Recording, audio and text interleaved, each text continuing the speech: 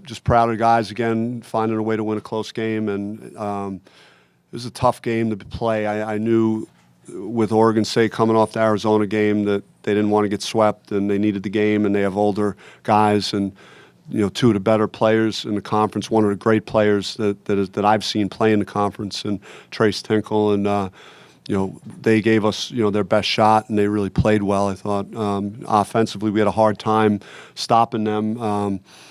I didn't. The only negative really was I didn't love how we finished the half. We usually are better than that.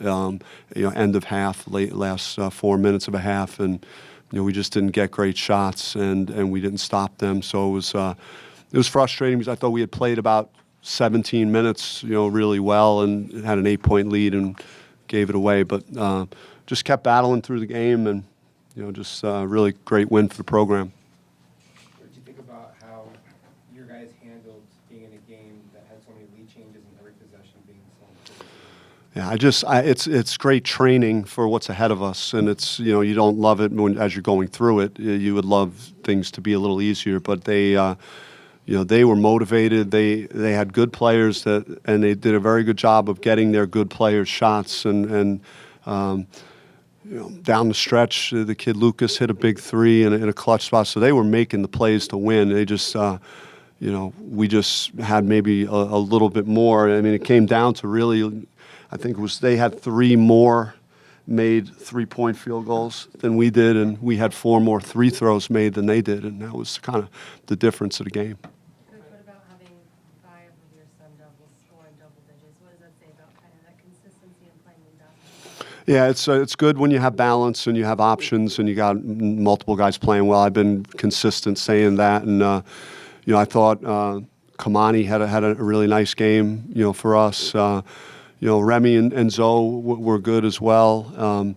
I loved, again, the way Romello started the second half, just to start getting the ball inside and getting some points in the paint was good to start the half and get us off to a good start in the half. And then Romello again, just that last possession, he got switched on the Tinkle and moved his feet very well to force and get the ball out of his hands, and so that was a real plus on that last defensive possession.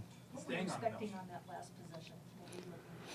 I thought it would be similar to what they did. Actually, sometimes they were curling Tinkle off that. They went guard to Tinkle screen, and we had 2 guys stay with Thompson, which wasn't great. But Mello had the awareness to immediately switch out onto Tinkle, and then he had the left side going to a strong hand, and that's why it was really key for Mello to step up and move his feet the way he did. And now he wants to switch every guard to big ball screen, and we'll have to look at that. It was a secret weapon. You mentioned Kamani, but just what kind of lift did he give you guys? Just had really good way about him, really good energy, and hit a big three, hit a couple of big shots, and just more of the, he was skying to get a couple of those offensive rebounds, and had some key putbacks. And again, he's at a position where he's guarding Tinkle a lot too, so he's got to expend a lot of energy at that end of the court. You're at the top of the conference now, Bobby, or at least how much does that say about how far this team has come? I think it's amazing the character that these guys have shown and battled through so much, and just where we were at one point, and we've kind of transformed ourselves and really have found an identity, and that's today it wasn't as much defense in terms of we'd love to have stopped them a little more, and but just having a lot of guys playing well at the right time of the year, and the league is a bear this year. There's a lot of good teams, and the one we played tonight was one of them. So I take a lot of pride in where we are 2 weeks from the season ending. We've still got a lot of work in front of us. Zoe had the final 7 points for you guys. Was that by design, or is that something where he just kind of took over? Yeah, I mean, Remy, I wouldn't have a problem with him having the basketball and making plays. He's done it, for us his whole career. But Zoe has been emerging, and I think Remy trusts him, and we trust him out there making plays. But I think it was more our defense really. It was 72-67 for a long time, and we just kept getting stops, and even though we weren't playing the best offensively down the stretch. Mickey Mitchell, Southline. No points, 2 rebounds, 1 assist, but he was a team high plus 13. In Yeah. the first half, his plus was twice as good Yeah. as anyone else. That's why stat sheets could be misleading, and you don't really judge a performance strictly on that. You know, he had the assignment of not only guarding Tinkle, but then when we switched a ball screen, then he had to guard Thompson. So it's like, you know, he was not having it easy at any moment defensively, and he battled and fought at that end of the floor and kept a few basketballs alive for us, and just does a lot of intangibles. In that kind of game where those two were so effective early on, did you consider ever doubling them, or did you think that eventually you guys would? Yeah, they had some other options out there, and they had other guys that could shoot, and then you have to pay attention to Kelly rolling to the basket because they're going to throw lobs to him, and so they have a good plan, you know, on offense, and but we knew that we couldn't afford to, you know, let. I think Tinkle had 15 at the half. He was on his way to 30, and then the other guy at 13. He had 20. So if we allowed that to happen again, we probably wouldn't be in this position. Tinkle had 10 in the second half, and Thompson had 7. So we did slow them down a little bit, and that was enough to get us to victory. You and UCLA are the hottest teams in the Pac-12, and you're playing each other next.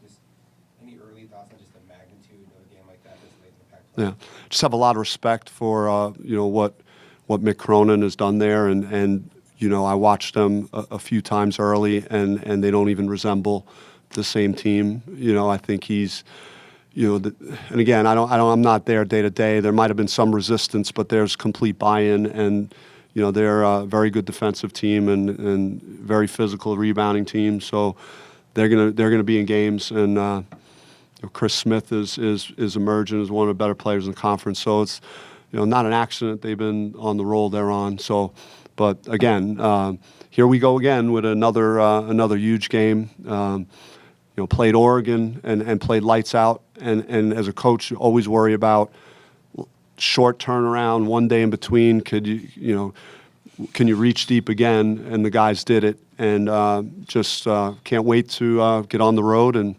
continue what we're doing. Coach, you talked about the characterization, you know, and battling from where you were. I want to touch back on that a little bit.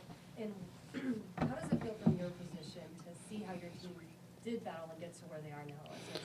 What would you describe it like? It was just a commitment, and everyone made it. Our coaching staff, our players, and you know, I think that we felt we could do more, and we started playing up to our level, and I still think that we are getting better as a team, and you know, we have not peaked yet, and that's a good feeling this time of year. And when you see that type of energy and effort and how hard the guys played and the shot making, you know how desperately they want to win. So it's you love a team that you got to rip your heart out to beat them, and that's the kind of, you know, effort and what we're bringing to the court every game. When you say they haven't peaked yet, is it you're confident that there's more to squeeze out of these guys right now? Yeah, I mean, there's when you win and you know, have the success that you're having, it makes the work worth it. So we got to hit the floor this week again and get over this, and